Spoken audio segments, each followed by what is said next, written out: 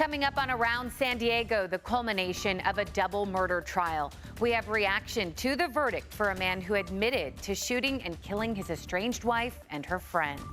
And the U.S. Coast Guard unloads more than 33,000 pounds of cocaine, all seized right off of our coast this year. Plus, the city of Chula Vista wants restaurants to make changes to their outdoor dining spaces.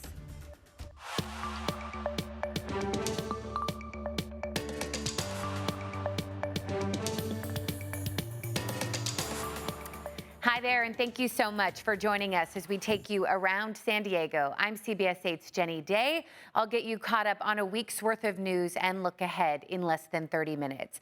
We do begin, though, with the verdict in a double murder trial that we've been following closely. Guilty of the crime of murder in the first degree.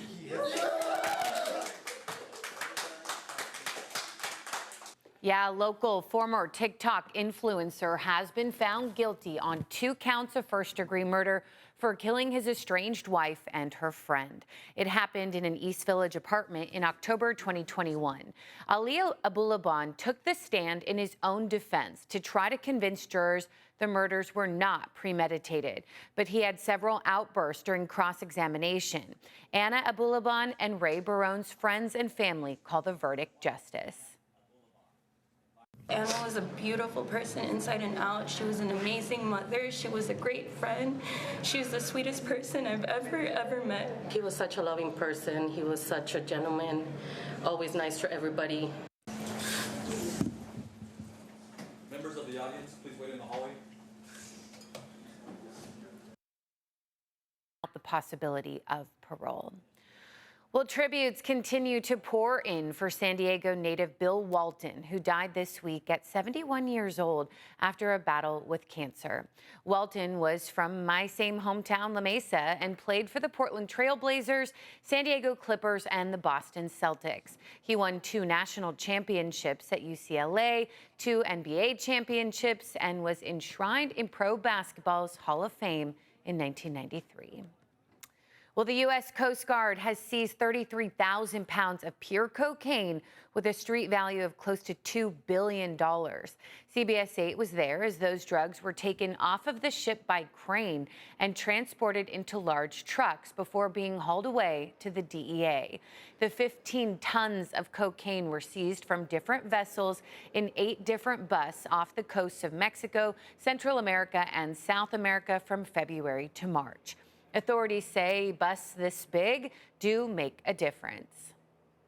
When this gets out for distribution, the violence that's a part of this, overdoses that are a part of this, all of those associated disruptive factors, not just in the United States, but in each of those countries that it transships through to get to the United States, this represents a significant impact on preventing some of that from happening. So in addition to the cocaine, crews seized marijuana and a new substance called Tusi, which is also known as pink cocaine and is laced with ketamine. Well, San Diego County has a new tool to help evacuate neighborhoods during an emergency such as a wildfire. The county just announced the new technology called Genesis Evac. The new tool will allow authorities to pinpoint more precisely which areas or neighborhoods are most at risk, cutting the process down to minutes rather than hours. It can also predict the path of where a fire may go using things like the weather, wind, and what buildings may be in the area. The new zones will limit unnecessary evacuations and make repopulation more efficient to get people back into their homes sooner. The county is urging everyone, if you have not already, to register for emergency notifications online at alertsandiego.org. Well, Governor Gavin Newsom's revised proposed budget for the next fiscal year could cut money from some programs really to keep core services afloat. Organizations dedicated to helping victims of violence are now raising the alarm. Don't people see how important this is? I'm scared. I'm scared for our community. I am scared for victims of violence and what this means. Yeah, so the Center for Community Solutions in San Diego operates a crisis hotline, domestic violence shelters, and offers legal services. They could start seeing the impacts of budget cuts as early as July. Organizations are teaming up and sending state senators a letter requesting funding. The state budget is expected to be finalized by June 15th. Well, Sandag is moving forward with a plan that could eventually get rid of the tolls on State Route 125. This week, the board of directors approved a study that would provide a detailed timeline and cost assessment for dropping the tolls. Supporters like Chula Vista Mayor John McCann says that allowing people to use the 125 for free would not only reduce traffic congestion, but also improve equity in the region. And the idea that we're the only city having a toll road is not the best thing. We want to make sure that we have a freeway just like every other city. Yeah, so the approved study will cost $600,000 and take a year to complete. After that, another $2 million may be needed to pay for an environmental impact report. Mayor McCann hopes that the changes will happen within the next 4 years. And County Supervisor Jim Desmond is pushing for the state to stop the gas tax increase set to go into effect July 1st. He outlined a plan to send the state a letter and shared it with us. The increase is only 2 cents, but that brings the total tax to nearly 60 cents a gallon. Desmond says that's the last thing people need right now. No word yet on whether the rest of the Board of Supervisors will get behind his effort. And the San Diego City Council is set to vote on 2 controversial proposals that could double the population of Hillcrest and University City. The proposals were just passed by the city's Planning Commission. The proposal for Hillcrest adds 17,000 new homes, some of them with high rises, 20 stories or more. The University City plan would add 30,000 new homes. It would also change Governor Drive from 4 lanes to 2. The full city council is expected to vote on both of these proposals sometime this summer. Well, a new bill is making its way through the state legislature that could ban smartphones on public school campuses. It's aimed at reducing the negative impacts of social media and smartphones on teens and preteens. A San Diego State professor says prohibiting kids access to smartphones will allow them to focus more in the classroom. That would carve out 6.5 hours a day when kids and teens didn't have access to their phones. It would cut down a lot of the drama that happens during social media. They would focus better in class. Yeah, we'll see what happens. So this bill also passed the Assembly and now heads to the state Senate. Well, the city of Chula Vista is making restaurants shut down outdoor dining spaces. Restaurants say they received letters from the city saying they have until September to take down the parklets. Now, during the pandemic, the city issued the temporary outdoor dining permits. They were set to expire June 30th of this year, but the city extended them to July. Then it said restaurants can keep them up through the beginning of September to really support businesses during the summer. Business owners, though, say that they're disappointed that they have to give up those spaces. We want to have a back and forth. We don't want to just be told what to do. We want to see how we can keep this alfresco dining, how we can keep these public spaces. The city tells CBS 8 that the parklets are negatively impacting businesses that do not utilize outdoor spaces. They also take up parking spots. Well, a popular restaurant has closed one of its longtime locations here in San Diego after nearly 30 years in business. Sammy's Woodfire Pizza in Mission Valley opened its doors at the Park Valley Center back in 1997. The president and CEO told CBS 8 that the landlord of the center did not invite them to stay and did not renew their lease. Over the years, Sammy's has been a family and business lunch staple for many San Diegans. Oh my God, I love their salads, I love their pizzas. My kids grew up at Sammy's. Yeah, so 30 employees were offered jobs at Sammy's 8 other restaurants in San Diego County. We did reach out to the property manager at Sunbelt Investment Holdings for a comment, but have not yet heard back. All right, you got to see this one. Thanks to a Ring doorbell camera, this man was captured on video, and as CBS 8's Steve Price reports, the search was on to find him, but not for the reason you may be thinking. Take a close look. Do you recognize this stranger who showed up Friday at Michael Finner's house in El Cajon? Never expected that to happen. Michael would like to find him to say thank you.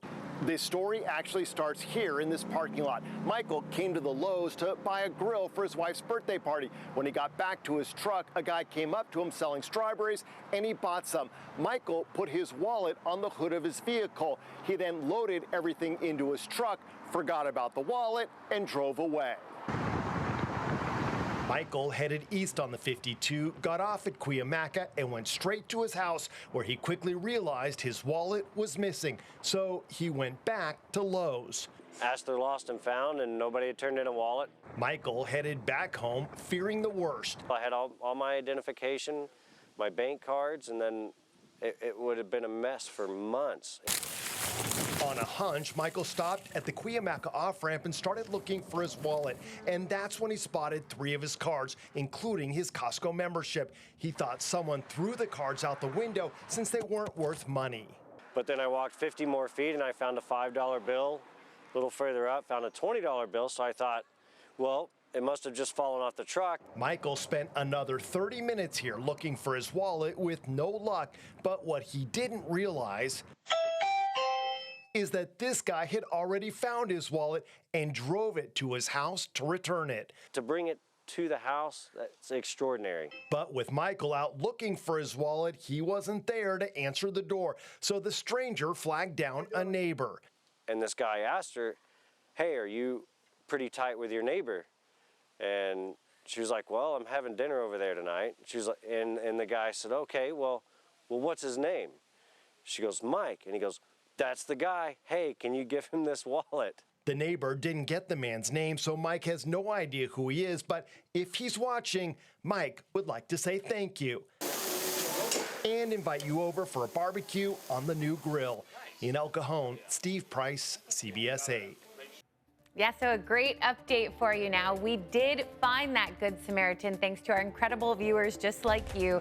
For his reaction, head to CBS8.com. Definitely more good people in this world than bad.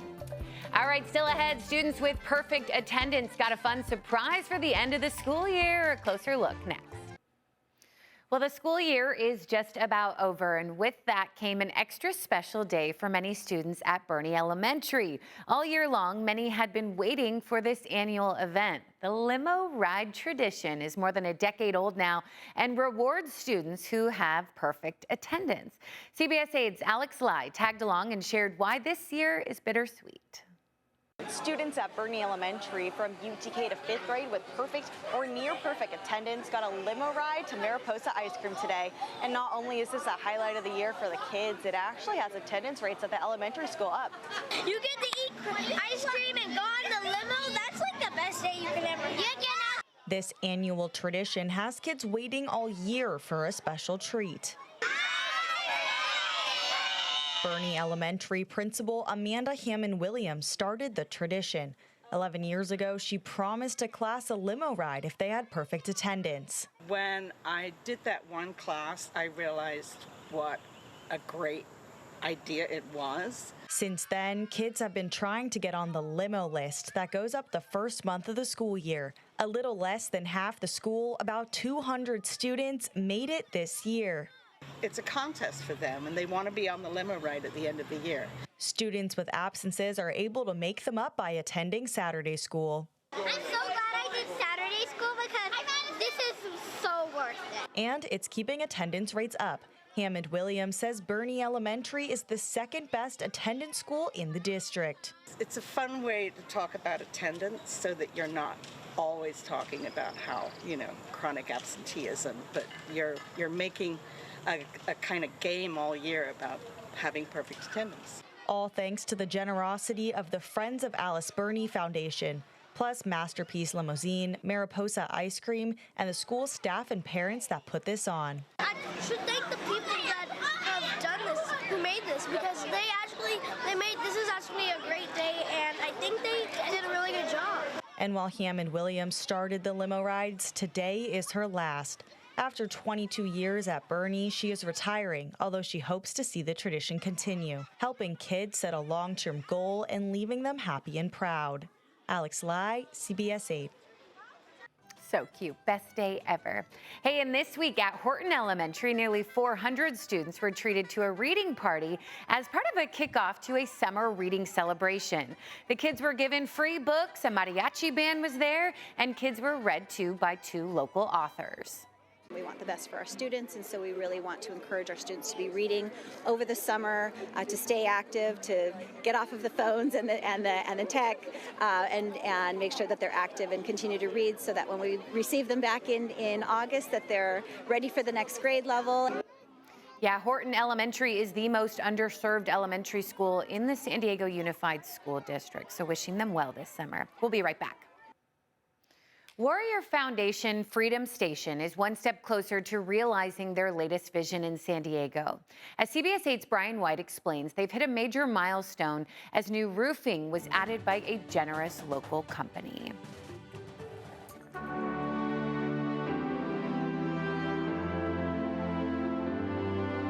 This place, it provides hope, it provides promise, and it's something beautiful happening.